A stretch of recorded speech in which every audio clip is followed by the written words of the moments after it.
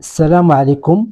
اليوم غادي نهضروا على موضوع خطير ومهم بزاف، وهو لقاء مدريد اللي جمع بين وزير الخارجية الجزائري أحمد عطاف ووزير الخارجية المغربي ناصر بوريطة مع الوفد الأمريكي في العاصمة الإسبانية مدريد. لقاء خلى بزاف تاع التساؤلات، وبن سديرة كان عنده تحليل قوي على هذا واش راه يصرى في الكواليس. اول حاجه، علاش مدريد؟ حسب تحليل بن سديرة، اختيار مدريد ما كانش صدفه.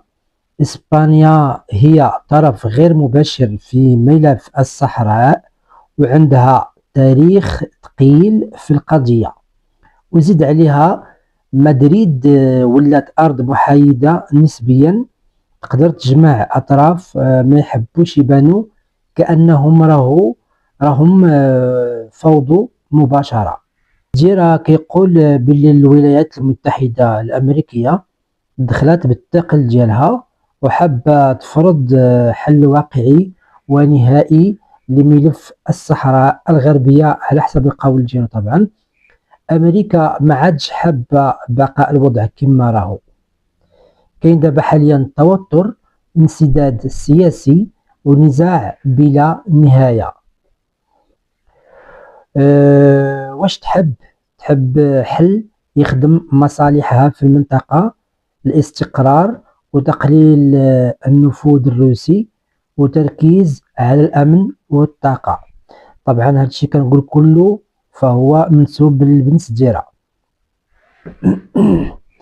بن سديرة ركز بزاف على هذه النقطة وقال مجرد جلوس الجزائر والمغرب في نفس المكان وتحت إشراف أمريكي راهو تغيير كبير مقارنة بالسنوات اللي فات. حتى لو ما كانش لقاء مباشر وجها لوجه، التوقيت والظرف مهيمن بزاف. المغرب دخل هذا اللقاء وهو مرتاح نسبيا، عنده دعم أمريكي واضح لمقترح الحكم الذاتي وراه يقدمه كحل وحيد واقعي. الجزائر دخلات وهي تحاول تحافظ على موقفها التقليدي اللي هو تقرير المصير، لكن في نفس الوقت راهي تحت ضغط دولي كبير. علاش بن سديرة كيقول بأن هذا اللقاء هو خطير؟ لأنه حسب الرأي ديالو فهو بداية مرحلة جديدة، ما فيهاش الشعارات، ما فيهاش خطابات حادة، فيها حسابات مصالح فقط.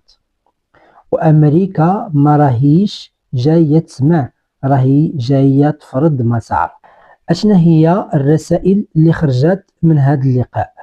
بن سديرة كيشوف بأنها عدة رسائل.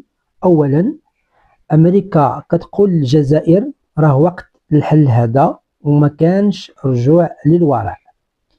ثانيا، كتقول للمغرب دعمنا موجود بصح لازم حل قابل للتطبيق. ثالثا، كتقول للجميع المنطقة لازم تستقر سواء عجبكم ولا لا. حاليا واش نقدروا نقولوا بأنه كاين صلح جزائري مغربي؟ هنا بن سديرة كان كيوضح باللي ما كانش صلح ومازال بكري بزاف، لكن كاين إعادة تموضع وكاين تغيير في طريقة اللعب.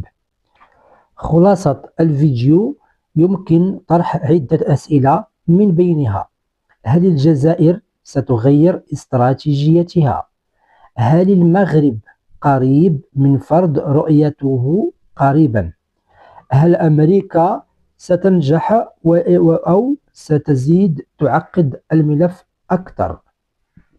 في رأيكم يمكنكم كتابة تعليقاتكم، وما تنسوش لايك وسكرايب باش توصلكم التحاليل الجديدة، ونلتقي في فيديو جديد إن شاء الله.